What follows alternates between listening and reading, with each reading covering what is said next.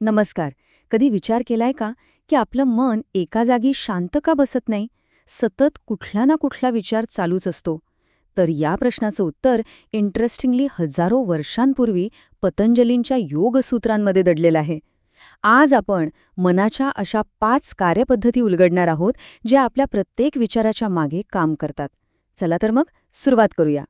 हाच तो प्रश्न आहे जो आपल्या सगळ्यांनाच पडतो, नाही का? मन कधीच शांत का नसतं?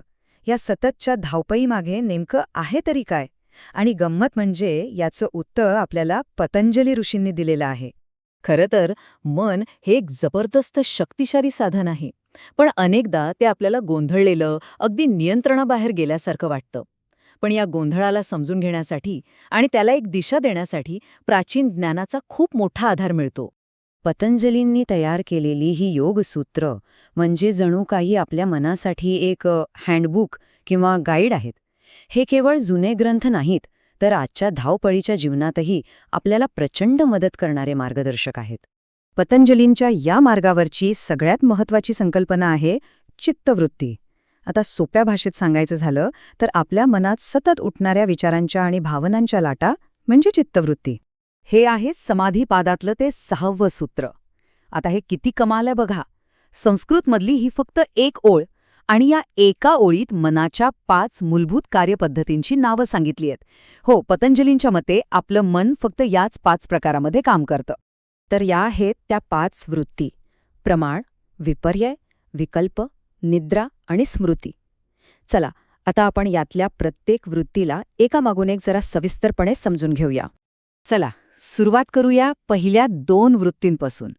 या दोन्ही वृत्तींचा थेट संबंध आपण वास्तवाला कसं बघतो आणि कसं समजून घेतो याच्याशी आहे. प्रमाण म्हणजे काय? तर मनाची ती स्थिती जेव्हा एखादी गोष्ट जशी आहे तशीच आपल्याला कळते. समजा समोर एक पाण्याचा ग्लास आहे, तर हा पाण्याचा ग्लास आहे हे ज्ञान अचूक आहे, तपासता येतं, हेच आहे प्रमाण. बरं, हे जे अचूक ज्ञान आहे ते आपल्याला 3 मार्गांनी मिळतं. एकतर आपण स्वतः बघतो म्हणजे प्रत्यक्ष, किंवा आपण तर्क लावतो म्हणजे अनुमान, किंवा मग एखाद्या तज्ज्ञ व्यक्तीचं किंवा ग्रंथाचं ऐकतो ज्याला आगम म्हणतात. या तिन्ही मार्गांनी मिळणारं ज्ञान प्रमाण वृत्तीतच येतं. याच्या अगदी विरुद्ध आहे विपर्यय म्हणजे चुकीचं ज्ञान किंवा भ्रम. याचे एक क्लासिक उदाहरण म्हणजे अंधारात पडलेली दोरी पाहून साप समजणं. म्हणजे बघा, तिथे काहीतरी दिसतंय, पण ते जे दिसतंय ते खरं नाहीये, तो एक भ्रम आहे. अगदी सोप्या शब्दात सांगायचं तर प्रमाण आपल्याला सत्याकडे आणि स्पष्टतेकडे घेऊन जातं, तर विपर्यय मात्र गोंधळात टाकतं आणि अनेकदा दुःखाचं कारण बनतं. हाच या 2 वृत्तींमधला सगळ्यात मोठा फरक आहे. तर ह्या झाल्या बाह्य जगाशी जोडलेल्या वृत्ती. आता ज्या उरलेल्या 3 मानसिक अवस्था आहेत त्या कशा काम करतात ते बघूया. ह्या वृत्ती जरा जास्त आंतरिक म्हणजे आपल्या आतल्या जगात घडणाऱ्या आहेत. तिसरी वृत्ती आहे विकल्प म्हणजे सरळ सरळ आपली कल्पनाशक्ती. आपलं मन अशा गोष्टींची कल्पना करू शकतं ज्या या जगात अस्तित्वातच नाहीत. उदाहरणार्थ, सशाला शिंग असणं. हे फक्त शब्द आहेत, याला वास्तवाचा काहीही आधार नाही. हीच ती विकल्प वृत्ती. आता निद्रा हे म्हणजे फक्त झोपणं नाही बरं का. पतंजलींच्या मते ही सुद्धा एक वृत्ती आहे. हे किती इंटरेस्टिंग आहे. विचार करा, गाढ झोपेत जेव्हा स्वप्न पडत नाहीत तेव्हा आपल्याला कशाचाही अनुभव येत नाही. एक प्रकारचं शून्यत्व, अभाव जाणवतो. तर हा जो काहीही नसण्याचा अनुभव आहे ना, तो अनुभव घेणारी मनाची स्थिती म्हणजेच निद्रावृत्ती. आणि 5वी शेवटची वृत्ती आहे स्मृती म्हणजेच आठवण. भूतकाळात ज्या गोष्टी आपण अनुभवल्या आहेत त्यांना पुन्हा आठवण्याची आपल्या मनाची ताकद. आपल्या चांगल्या वाईट आठवणीच आपलं मानसिक विश्व घडवतात आणि आपली ओळख बनवतात, नाही का? ही प्रक्रिया अशी काम करते बघा. एखादा अनुभवलेला विषय आपल्या चित्तात म्हणजे जाणीवेच्या क्षेत्रात साठवला जातो. तो निसटू दिला जात नाही आणि नंतर आठवण म्हणजे स्मृती म्हणून परत समोर येतो.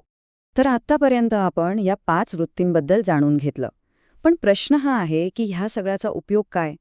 या वृत्तींना ओळखणं हे आत्मजागरूकतेसाठी एक पॉवरफुल साधन कसं ठरू शकतं ते आता बघूया. आणि इथे एक खूप रंजक गोष्ट आहे.